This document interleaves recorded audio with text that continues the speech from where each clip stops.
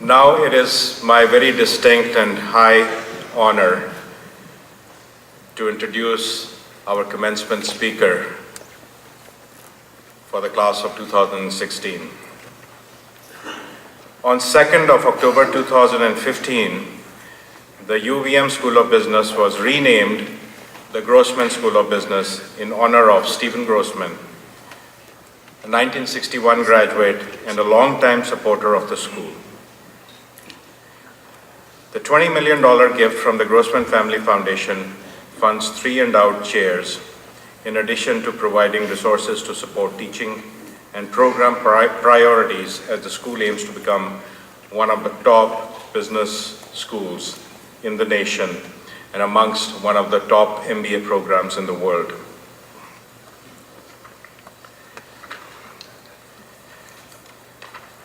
Sorry, I lost my,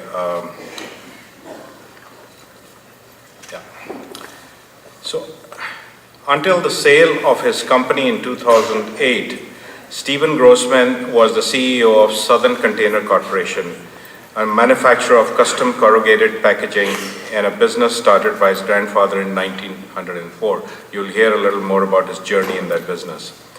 Since 2008, he has been a trustee of the Grossman Family Foundation based in Coscob, Connecticut, a philanthropic organization. He is a member of the UVM Foundation Board of Directors and Foundation Leadership Council. And he has been a business school guest speaker on several occasions. Please join me in welcoming Mr. Stephen Grossman to the podium.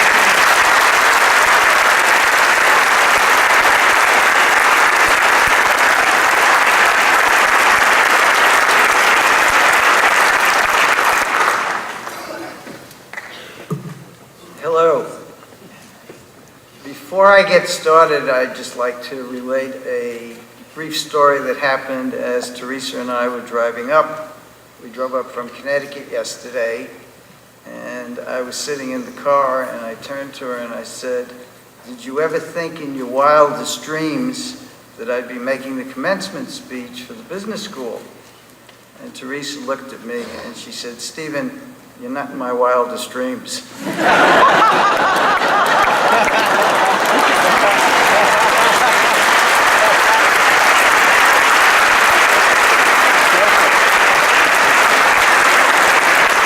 I don't know if that applause is good or bad.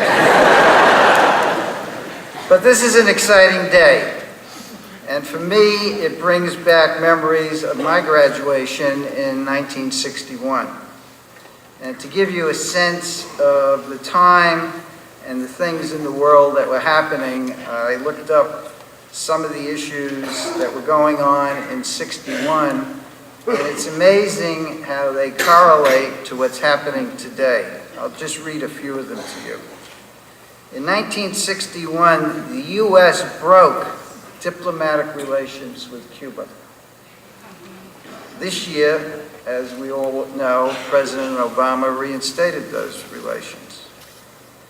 In 1961, John F. Kennedy was inaugurated as the 35th President of the United States and the youngest president. Niagara Falls hydroelectric project began producing power. It was at the time the largest power facility in the Western world. That seems like a small item, but it comes back into the story a little later. The Beatles first appeared in Liverpool. Sputnik carried a dog into orbit. Yuri Gagarin was the first person to orbit the Earth. President Kennedy set the goal of putting a man on the moon before the end of the decade. Alan Shepard became the first American in space. Robert Noyce patented the integrated circuit. That's what makes all of the computers and the iPhones and the iPads and all of those gadgets work today. Harper Lee was awarded the Pulitzer Prize for her novel To Kill a Mockingbird. This year she passed away. In a speech, President Kennedy emphasized that any attack on Berlin is an attack on NATO, just like the Ukraine this year. Nikita Khrushchev predicted the Russian or the USSR economy would surpass the US. I guess he was wrong on that. The UK applied for membership of the European Common Market, and next month they're voting whether to stay in it. The construction of the Berlin Wall came down in 1989. President Kennedy begins underground nuclear testing of atomic bombs. And Russia was also testing multiple atomic bombs. President Kennedy advised Americans to build fallout shelters. We were taught to hide under our desks. And Martin Luther King Jr. and 700 demonstrators are arrested in Albany, Georgia. So those events were all major events at the time and set the tone of the times. And today we look back at some of these events and they seem contradictory. At that time, Britain was joining it, now it's leaving it, and you know, there's just so much that's different, and yet so much is the same. So today we look back at these events and they seem contradictory of the times we are in today, and others reinforce today's events. And still others make us realize how much has changed and how much has remained the same. In my 50 years in business, a lot changed in the world, but a lot has remained constant. Over those years, I learned a lot of lessons, and some the hard way, most the hard way. And I'd like to relate a bit of history of my family business and some of the lessons I learned along the way. But first, I'd like to recount an incident that happened to me while at UVM that has resonated with me throughout my life. I was driving in the back country someplace in Vermont, and I got lost, and I just couldn't figure out, how to get back to Burlington.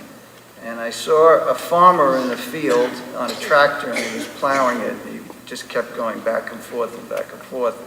And I got out of my car, and I waited until he came to the end of the field. He saw me, and he walked over to me, and I explained my dilemma in about 5 minutes, and he looked at me, and in about 5 seconds, he said, "Just keep on keeping on." Typical Vermont. It had so much meaning, and at first I said, "What is he saying?" And then I realized I just had to keep going straight. To keep on keeping on was a life lesson for me, and I think maybe a life lesson for a lot of you. Today you are graduating, and many of you will enter family businesses or pursue careers in corporate or not-for-profit sectors using both the academic and life experiences you've gained at UVM. As a fellow UVM graduate, I'd like to share with you the path I took after graduation, which ultimately led me to working for my family business. I had enlisted while I was at UVM in the Air Force ROTC program, and I was obligated to a year's active duty and then to 5 years of reserves. So I had no job when I graduated because I knew I would be in at least another year and maybe more because I wasn't sure when I would be called. But the one thing I did know is that I didn't want to work for the family business. It just seemed to me my father worked too hard and it wasn't a very interesting business.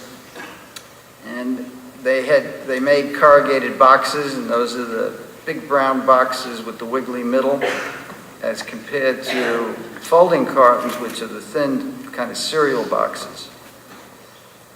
So this was a business that was started by my grandfather, and at that time it was run by my father and his brother, my uncle, and it just didn't seem like a very interesting business.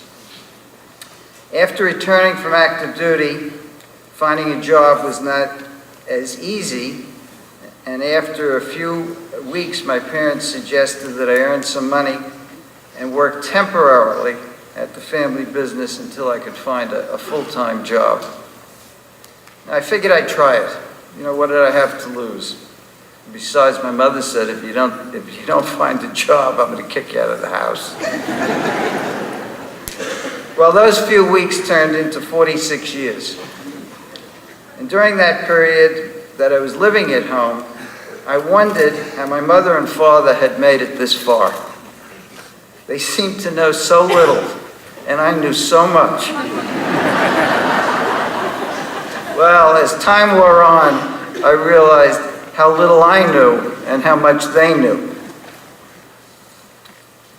It was a small business with about 15 employees, and it was run by my father and my uncle. And my father ran the manufacturing, and my uncle was responsible for the sales. But they both were involved in all aspects of the business. You know, it was a small business, and they made the decisions together. And I started on the factory floor and learned the manufacturing process, and after a year or so came into the office and learned the administrative side of the business. Each day at work was a new and exciting day, but about once every few weeks I would think to myself, I've had enough of this and I'm going to quit. And I'd go home, and the next morning I'd come back and I'd think, you know, it's not so bad. I got over it. I'll get over the next hurdle. And after a while, I realized this was a good place to work and that I could make a difference here. And all of the stuff that I had studied at UVM were happening every day right in front of me. It was actually amazing. I remember taking a course in plant layout and something else. I was Professor Marshall. And, you know, I was doing that sort of stuff every day now. And I realized that the problems I encountered here would be the same or worse no matter where I went. So I soon felt that I could overcome any of the hurdles or issues in my path. And like the farmer said, I just kept on keeping on. And that's just what I did. I found I was working 60 hours a week, and I was loving every minute of it. Once in the office, I realized that there was no consistency on how our products were priced. I'd ask my father, I said, you know, how do you price a product for a customer? And he'd go through it and he'd give me a price. And then I'd ask my uncle, and he'd do it, and they'd come up with a different price. And I said, it's the same box, how can there be two prices? So that actually drove me crazy.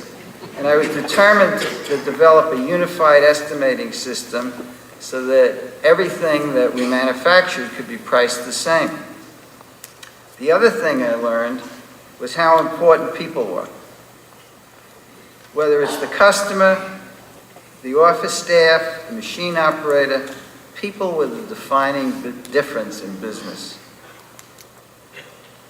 Anyone could buy good equipment and manufacture product, but not everyone could find and train and motivate good people. Well, as luck would have it, a consultant called on us that specialized in developing estimating systems. He just walked in the door. And I got approval from my skeptical father and uncle and hired him. And within weeks, we had an estimating system that everybody admitted was a vast improvement over what we had been doing. And everyone could come up with the same price for the same box. My next goal was to systematize all the office processes and eliminate mistakes between the office and the plant. Typically, an order would come in, it would be taken from a physical product, and we transcribe it onto what we called a production card, but sometimes we wouldn't make what the customer wanted. And that became expensive mistakes, and I said, there's just no reason for that. So we concentrated on that. After that, the first task that I tackled was getting information about our customers and the margins we were selling our product. We knew nothing. This started with a bookkeeper who was 70 years old. He was a chain smoker, and he literally wore a green eye shade. And that's the way accounting was done. I talked to him, but he couldn't care less, and I realized I was on my own.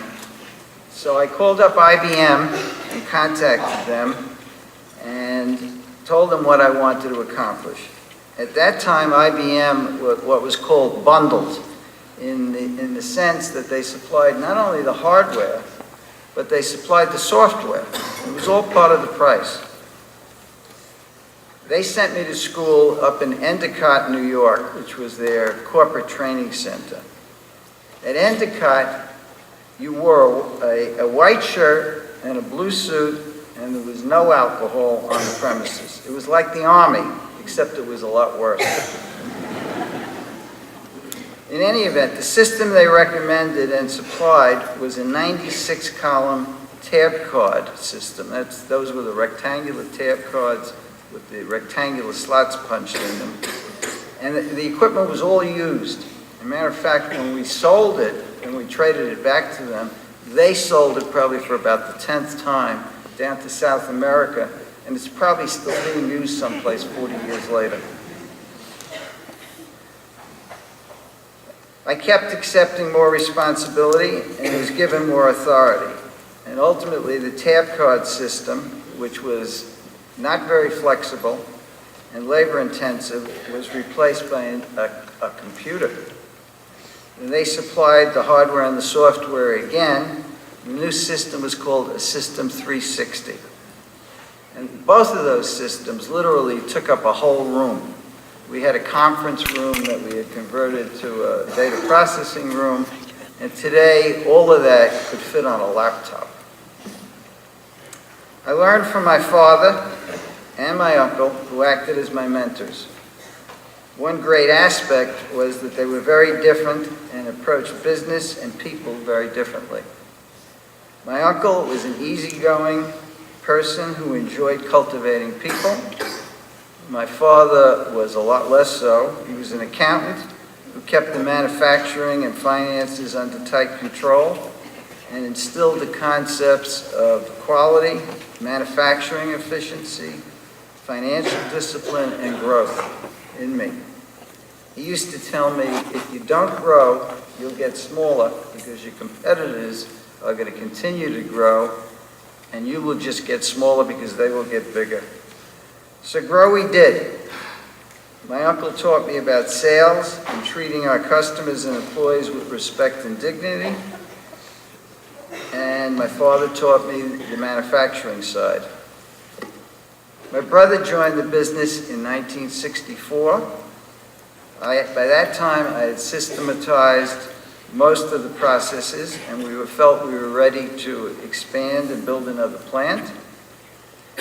You can only ship corrugated so far. It's not an expensive product. In those days, a whole trailer load was worth $2,000, and the freight might be $300 to $500. So if you had to ship it a long distance, a local competitor could make it cheaper. In 1970, so that was 45 years ago, we all agreed to build a second plant in Lancaster, Pennsylvania. I was charged with building the plant, buying the machinery, and hiring and training the personnel. By this time, I was married and had 2 children, and once a week I would leave my home, which was on Long Island, at about 5:30 a.m., and I would drive down to Lancaster, Pennsylvania, and work all day in a cold building, and drive home and get home about 11 p.m. The plant started up in March of '72 and was an immediate success. That was followed by a 3rd and 4th plant until we had a total of 12 plants up and down the East Coast, and as far as Murfreesboro, Tennessee. Some of these were acquired from our competitors, but generally speaking, the plants we built from the ground up did much better than the ones we purchased. The plant machinery were new, and there were no old habits to change. The basic ideas that my father and uncle had instilled in me of growth, manufacturing efficiency, quality, treating people with respect, and hiring the best seemed to be a winning formula. By 1990, we had become the largest independent manufacturer of corrugated boxes in the United States. And I say independent because we still purchased our raw material, which was the brown paper that the boxes were made from the integrated companies. And the integrated companies that made the paper were also our competitors. They had converting plants. So in other words, our suppliers were also our competitors, which put us in a very funny position. As a small company, it didn't matter much, but as we got to be a bigger company, we became, I won't say a threat, but we were a significant factor in the market, and our relationships became tenuous. So my dream had always been to own our own paper mill and to control the cost and quality of our raw material. And the raw material in a corrugated box amounts to 54% of the cost. So it's a significant cost. But this was a huge endeavor. And to give you a sense of what this encompassed, the cost of a small paper mill in 1990 was $100 million. And just to get the engineering so that you could get a proposal was a $250,000 expense. But we had 12 plants, and we could absorb the production of a paper mill. And the prospect of our own paper machine was a dream to me, and it seemed like an impossible hurdle. As luck would have it, I was in Europe, and we were touring a box plant in Switzerland to see some new machinery. And the plant had recently burned down and was completely rebuilt with the newest and best machinery from all over the world. And as we finished the tour, the production manager was driving us back to the office, and I saw a big building on the premises, and I said, you know, what's in that building? And he said, well, that's our paper machine. And I said, can I see it? He said, well, he says it's down for maintenance. I said, that's fine. So I said, that's even better because you can get close to it, whereas when it's running, you can't get that close to it. So I inspected the machine. And keep in mind, these machines are on 2 stories. They're about 50 foot tall, 20 foot wide, and 300 foot long. As we were leaving, the machinery salesman that had sponsored the visit took a picture of me and the Swiss production manager in front of the idle paper machine. And we parted ways. I said, thank you. It was a wonderful tour. After I left the plant, I kept thinking, this is exactly what we need. I returned home, and I was soon absorbed with the daily issues and forgot about the paper machine until I received a letter and a photograph of myself and the Swiss production manager standing in front of the machine. And what I noticed when I looked at the photo was that the machine had a huge nameplate on it that showed the name of the manufacturer. It must have been 4 foot wide and 2 foot tall. And I thought to myself, this is exactly what I want. If we could get a quote on the machine without spending the $250,000, we could contact the machine manufacturer and just tell them, just send us the same quote for the same machine. And that's exactly what we did. Well, one thing led to another, and within a few weeks, the paper machine manufacturer, who was based in Finland, was in our office making a presentation. It seemed we were off and running. I lost my place, Lex.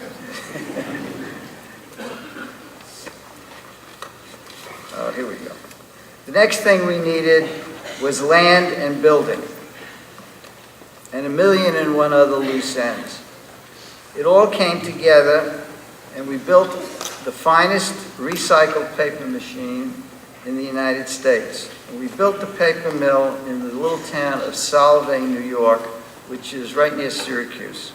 And it happens, Syracuse University is one of the few schools in the country that has a paper technology curriculum. We selected Solvay because it had very low-cost electricity from Niagara Falls, which was coming from that installation that was installed in 1961 that I mentioned at the beginning. We also had a rail spur on the property, an abundant water supply, and a steam plant from the site that we bought from Allied Chemical. Allied Chemical had manufactured phosphates on that plant since the 1800s, and they had shipped it, literally the Erie Canal went through the property, and a lot of the output of the plant was shipped by a barge from that plant. The town welcomed us. It had a high rate of unemployment because Allied had shut down the facility and they had been the major employer in the town. And recycling was just starting to become popular, and we were able to get a good bond rate because the state, the county, and the village sponsored us. The startup was a success, and we ultimately installed 2 more machines on the site for a total of 3 machines. And today, that mill is one of the most profitable and efficient paper mills in the United States, and most likely within the top 10% in the world. It runs 24 hours a day, 7 days a week, 52 weeks a year, and produces 2,000 tons of paper a day. That equates to 100 trail loads of finished paper leaving the plant and 115 trail loads of raw material or waste arriving every day. There was a lot of traffic, which was one of the things that concerned the town. In 2006, I found there was nobody in the family business that was interested in running the business. I met with all of our key employees, and we jointly decided that a sale would be the best course, with the understanding that we would not sell to a competitor. If we sold to a competitor, they would shut down many of our plants that were in the same areas as theirs, and they would terminate our employees, which was the last thing that I wanted. So we had to find someone in a related industry that wanted to grow in our industry. We hired the Union Bank of Switzerland, which is UBS, to act as our advisor, and they found just such a company. In March of 2008, we sold to Rock 10 of Norcross, Georgia. Rock 10's main business was folding cartons, that's the thin stuff, the cereal boxes, and the production of white paperboard. They felt that the future in their industry was limited. They had 3 existing corrugated plants, and they made no brown paper, so we were a perfect fit.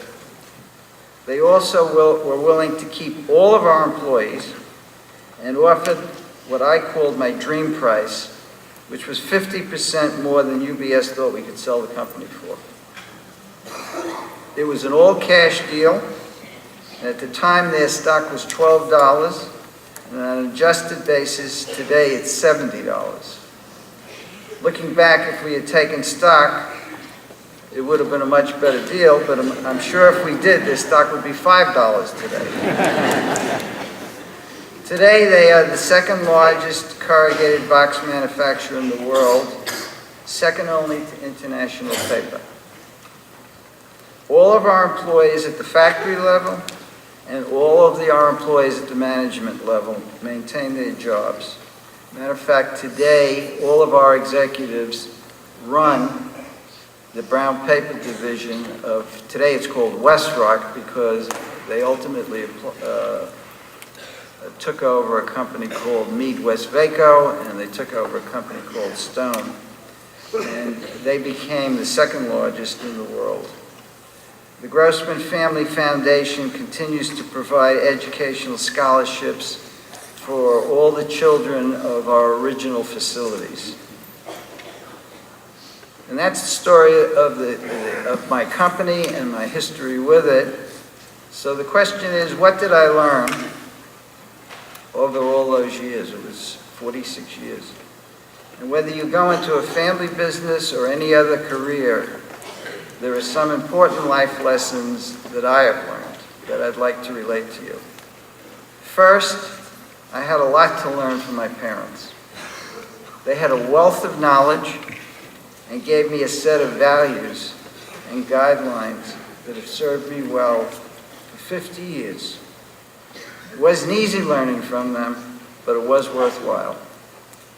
Second, to keep on keeping on. Life and success are not easy and require endless amounts of effort and hard work. I wasn't the smartest man in our industry, but I was one of the hardest working. Some of us are smarter than others, but that doesn't matter as much as hard work. There's no substitute for hard work. Third, if you don't play, you can't win. You need to try new things. My father used to say the difference between a smart man and a foolish man is they both make 10 mistakes. And that's okay. The foolish man makes 9 old ones and 1 new one. The smart man makes 9 new ones and 1 old one. So there's nothing wrong with making a mistake, just learn from them. Fourth, people are the most important asset in any business. They need to be properly trained, motivated, compensated, and respected. Solvay had no time clocks and no supervisors. There were 4 shifts with a total of 250 employees, and management acted only in the capacity of leadership and problem solving. There was no discipline by management.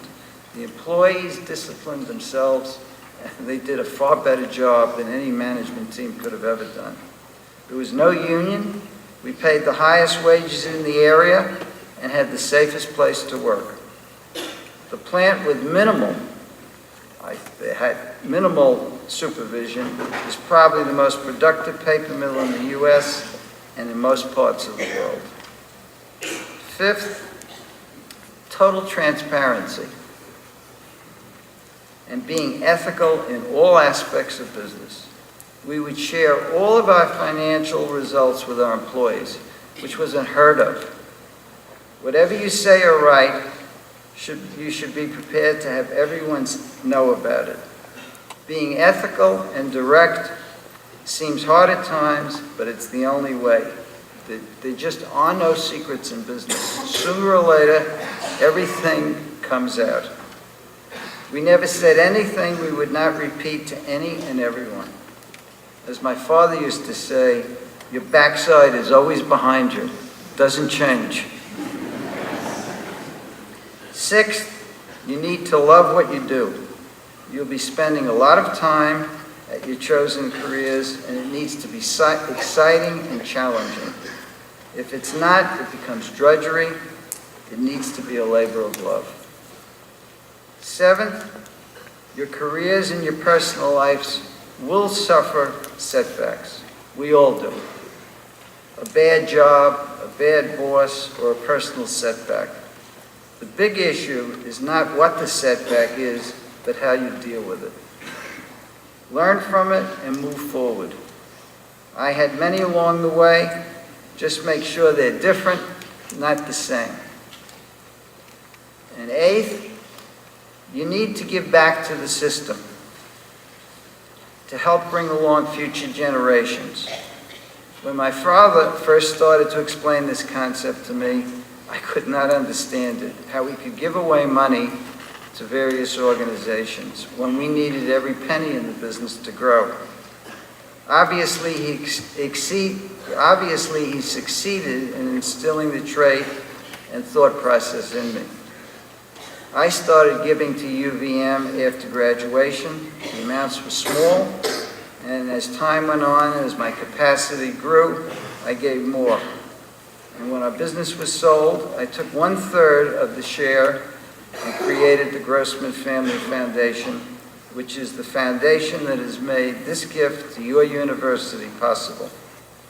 Giving back is about the future and saying thanks to the people that have helped you succeed and grow. And with that, I wish you success in all of your careers.